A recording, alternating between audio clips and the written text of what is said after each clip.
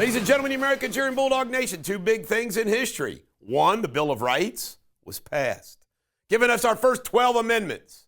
How do you like that? The Bill of Rights. And this is another wild story here. I thought it was funny. In the presence of the king and before a great crowd, Leonardo Torres Quevedo successfully demonstrates the invention of the talinco in the port of Bilbao, guiding a boat from the shore in what is considered the birth of the remote control. What king? I have no idea. But the remote control was created and invented today in history. Now let's get to it. An Idaho man, pictured here, Warren Jones, called Crazybull, is charged with threatening to kill Donald Trump and menacing calls to Mar-a-Lago. It's nonstop, folks. A Quinnipiac poll now has Trump leading Harris 48-47, which means that he's going to win by 5 points. Trump vows 100% tariffs on cars from Mexico if elected. You go, Trump. Brett Favre revealed he had Parkinson disease in his testimony in the Mississippi Welfare Fund's misuse. Biden spoke at the UN and warned the Middle East and explains the decision to withdraw, that sometimes power's not the most important. They had to lead him out there, guide him. Weak. He's not even a president. He's a shell of a man.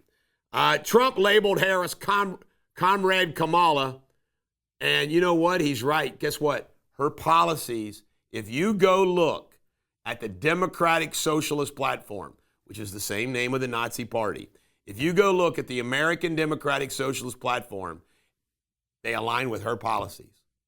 She's a Nazi. Kamala Harris allegedly tried to block Kimberly Guilfoyle getting a job as a prosecutor in the San Francisco DA office 20 years ago. You go, Kimberly. Biden-Harris infrastructure bill, they say, has been a complete failure. Folks, Obama's was too. They pass these trillions of dollars and say they're going to have all this infrastructure. Where's all our new infrastructure 3 years later? Nah, baby, nah. Cardinal Dolan expressed very much a chagrin. Look, there he is sitting in between Hillary and Trump, and they're all laughing. Kamala's afraid to go, not going. First time in 40 years. It's a smack at the New York's Catholic community. We'll see if it costs her. Danica Patrick defended America and endorsed Donald Trump. This is what we need more and more of, and it's happening this election to where celebrities and famous people are like, hey, I've had enough of this. And they're willing to speak out. Critics claim Trump's $100 gift to the Pennsylvania mother for groceries is illegal. Folks, when I was running for governor, I went down to the floods and passed out $100 bills to people because I just figured they needed money the most. My opponents try to make a big deal about that. This is politics in the United States these days. Former Judge Stuart Rosenwasser died by suicide during the FBI arrest. He was involved in a bribery scandal, obviously guilty. Kamala Harris plans to visit the Arizona U.S. Mexican border for the first time on Friday. By the way, she hasn't been seen since Friday, nearly a week. You know why? They're all huddled trying to figure out what move, if any, they can make because they know it's starting to fall apart on them. Jamie Dimon backs Elon Musk's proposal for Government Efficiency Commission. Calls it a very good idea. You ain't kidding. Federal investigation into Eric Adams' campaign donations expands to include 5 more foreign governments. He's going down. Trump accuses the Justice Department and FBI of mishandling the recent assassination attempts. Damn right. Illegal immigration rises 22% in New Mexico. Explain that, Kamala. Senator Manchin refuses to endorse Kamala Harris based upon the filibuster issue. And Elon Musk, we got a video for you, compares the Philly mob surrounding a police car to the Joker movie. And you know what? He's right. Check out the video.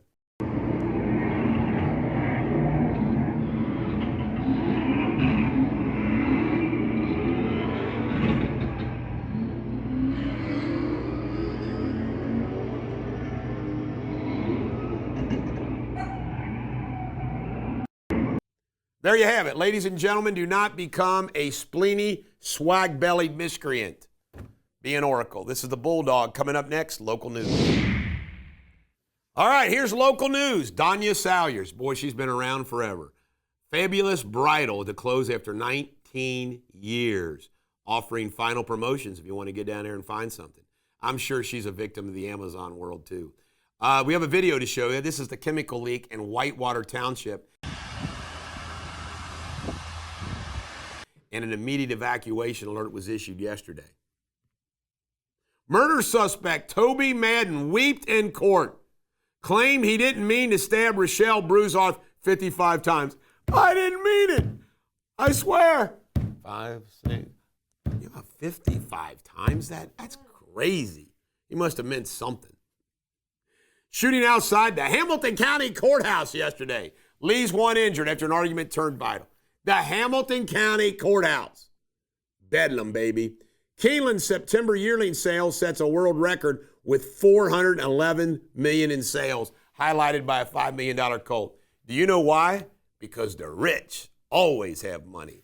Crypto industry spends $38 million backing Ohio's Bernie Moreno in the Senate bid to flip the seat to Republican. That's big news. I think Bernie's going to pull it off. The Kentucky State Republican Party picnic. See, they don't promote Freedom Fest, but I'm going to promote their picnic. It's Saturday, September 28th, this Saturday, 12:30 to 3 at the Mulberry Orchard, 1330 Mulberry Pike, Shelbyville, Kentucky. Coming up next, Jamie Spinley and his World News. Hello, everybody. I hope everybody's having a brilliant day. The latest headlines. Severe flooding in central Vietnam has left at least 3 people dead and forced the evacuation of more than 10,000 residents. The victims from Nai Am province drowned in flash floods. Over 6,300 acreage of crops have been destroyed and 320 homes were damaged since the floods began. Additionally, at least 40 schools have been submerged. The Democratic Republic of Congo has released 1,685 severely ill prisoners from Malaka prison in Kishia in the efforts to reduce overcrowding. This comes after a deadly incident earlier this month where 129 prisoners died during a failed jailbreak.